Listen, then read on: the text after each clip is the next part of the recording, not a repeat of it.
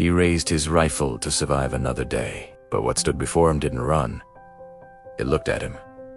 And in that single moment, a hunter died so a better man could live. Deep in the heart of an old forest, where sunlight struggled to touch the ground and silence felt heavy, there lived a man named Ethan. Once, Ethan had a life. A small cabin, a warm table, a reason to wake up each morning. But life has a way of taking more than it gives. A failed harvest, an illness that drained his savings, and finally, a crushing loneliness that settled in his bones. Days passed where hunger gnawed at his stomach. 3 days. 4. 5. The world grew quiet. The sounds of his own body the only thing he could hear. On the 6th day, weak and desperate, Ethan picked up his rifle. This wasn't for sport. It wasn't for pride. It was for survival. His steps through the forest were slow, his body weakened by days without food. Every sound in the dense woods made his heart jump.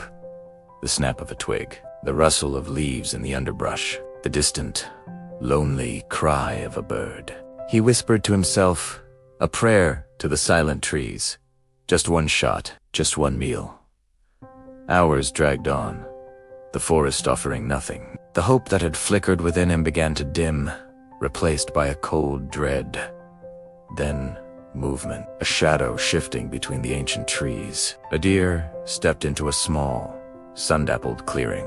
It was magnificent, strong, graceful. A picture of life. In a place where Ethan felt only the approach of death, his heart pounded against his ribs. This was it. The answer to his prayer. Ethan raised the rifle, the heavy wood and cold steel familiar in his trembling hands. He lined up the shot, his finger finding the trigger. But the deer did not run. It stood perfectly still, its head held high. Its dark, liquid eyes met Ethan's across the clearing. There was no fear in its gaze. No panic, only a strange, profound calm that seemed to quiet the entire forest. And then Ethan saw it, peeking out from behind the mother deer, a small fawn, its legs still unsteady, its wide eyes mirroring the same stillness. It was waiting, trusting in its mother's protection. The world seemed to hold its breath. Ethan's finger rested on the trigger.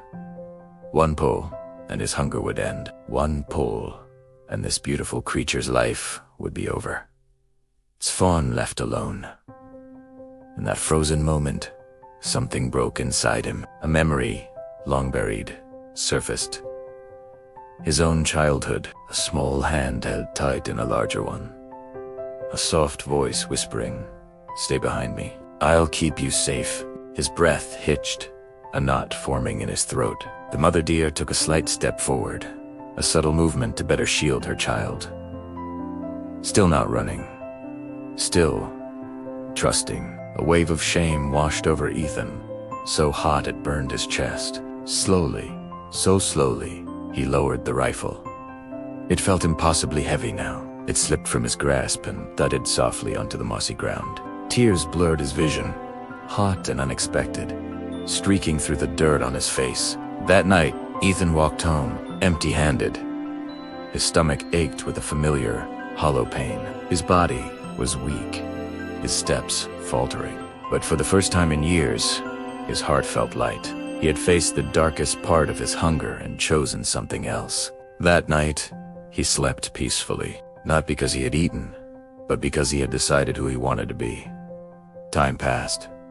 Ethan never hunted again. The rifle gathered dust in a forgotten corner of his cabin. Instead, he learned the forest in a new way. He didn't see it as a resource to be taken from, but as a world to be part of. He studied the animals, learned their trails, and began guiding travelers safely through the woods, sharing his knowledge and his respect for the wild. Children from the nearby village would gather around him under the tall trees, listening as he told stories of the forest's secrets. Years later, when a young traveler asked him why he had stopped hunting, Ethan would get a distant look in his eyes, a sad smile touching his lips. He'd look towards the deep woods and say, "I didn't spare the deer.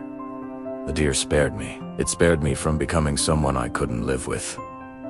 Compassion has the power to change a destiny in a single, silent moment. Even when our own survival is at stake, The choice of mercy can save more than just a life, it can save a soul. It reminds us that our humanity is not defined by what we take to survive, but by what we choose to protect. Have you ever faced a moment that tested who you truly are? If you were in Ethan's shoes, starving and desperate, what choice would you have made? Do you believe animals can teach us something fundamental about ourselves? I'd love to read your thoughts in the comments below. Thank you for listening.